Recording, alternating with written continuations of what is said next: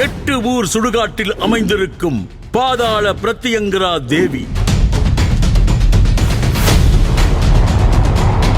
இந்த மூன்றாவது கண்ணு திரிநேத்திரம். யாராவது பில்லி சூனிய வைப்பு ஏவல் செய்திருக்கிறாங்க எனக்கு அப்படின்னு யாராவது சொல்றா அப்படின்னு சொன்னா சட்ட பண்ணின கைட்டிட்டு வந்தால் அந்த திரிநேத்திரத்தில் இருக்கக்கூடிய வஜ்ர ஆயுத பார்வை இந்த அம்பாள் இந்த நேத்திரத்தால எடுக்கிறான். வழிபாடுகளின் பின்னணியில் கிடைக்கும் ஆச்சரிய நிகழ்வுகள்.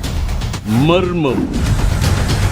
புதுச்சேரி மாநிலம் மொரட்டாண்டி என்கின்ற ஊரில் அமைந்திருக்கிறது பிரத்யங்கர தேவி ஆலயம். அதர்வன பத்திரகாளி என்றும் அழைக்கப்படும் இந்த அம்மன் ஆலயம் 8 ஊர்களுக்கு பொதுவான சுடுகாட்டு பகுதியில் அமைந்திருக்கிறது என்றும் சொல்கிறார்கள். ஒரு சிங்கத்தின் அகன்ற வாய் போன்ற அமைப்பு உருவாக்கப்பட்டிருக்க அதில் நுழைந்து கீழ்ப்பகுதிக்கு சென்றால்தான் பிரத்யங்கரா தேவியை வழிபட முடியும். இந்த அம்பாள் சுடுகாட்ட வாசம் பண்றா, பக்தர்களுக்காக சுடுகாட்ட வாசம் பண்றா. யாருக்கு எந்த வேலை இல்லை எப்பொழுதெல்லாம் இந்த இடத்த உயிர் சம்பந்தமான நோய்கள் வருகிறதோ இந்த அம்பாளை தரிசனம் பண்ணால் இந்த அம்பாள் நிவர்த்தி பண்ணக்கூடிய சக்தியாக 8 ஊர் சுடுகாட்டுக்கு நடுவில் மசான வாசனியாக இந்த அம்பாள் இந்த இடத்துல இருக்கிறாள். இந்த அம்பாள் ஏன் பாதாளத்து உள்ள இருக்கா? இந்த அம்பாள் பாதாளத்து உள்ள இருக்கக்கூடிய விஷயம் என்ன?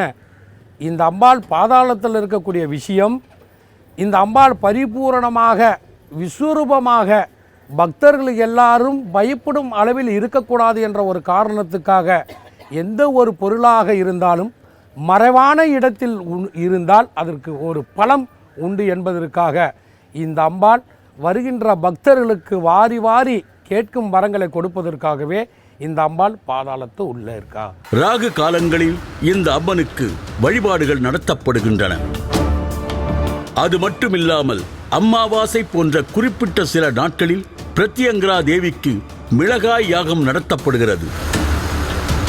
இந்த மிளகாய் யாகம் பில்லி சூனியம் போன்ற பிரச்சனைகளில் இருந்து விடுபடவும் தோல் நோய் போன்ற பாதிப்புகள் அகலவும் நடத்தப்படுவதாக சொல்கிறார்கள்.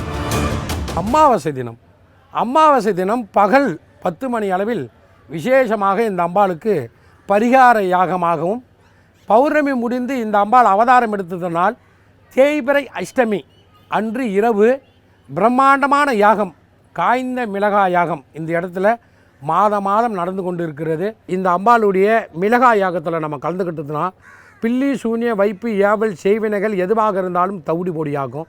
தீராத பிரச்சனை, தோல் சம்பந்தமான வியாதிகள், குடும்ப சூழ்நிலையில் கணவன் மனைவிக்குள்ளே இருக்கக்கூடிய கோர்ட்டு வழக்கு, விவாகரத்து வழக்கு, அதே போல் நிலம் பிரச்சனை எதுவாக இருந்தாலும் தவிடு பொடி ஆக்கக்கூடிய சக்தி இந்த அம்பாளுக்கு உண்டு.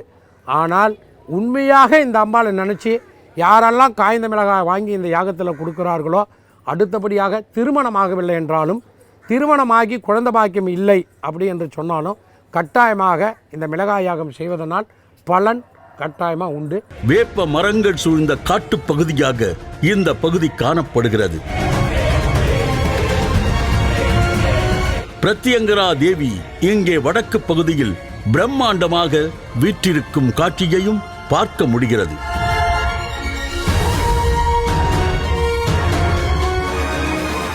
இந்த பாதாள அம்மனை வழிபடுவதற்கு பல்வேறு கட்டுப்பாடுகள் இருக்கின்றன.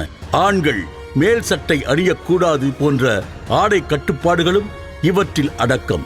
பிரத்யங்கரா தேவிக்கு 3 கண்கள் இருப்பதாகவும், சட்டை அணியாமல் வரும்போது பில்லி சூனியம் போன்ற பாதிப்புகள் பிரத்யங்கரா தேவியின் பார்வையால் விலக்கப்படும் என்றும் சொல்லப்படுகிறது.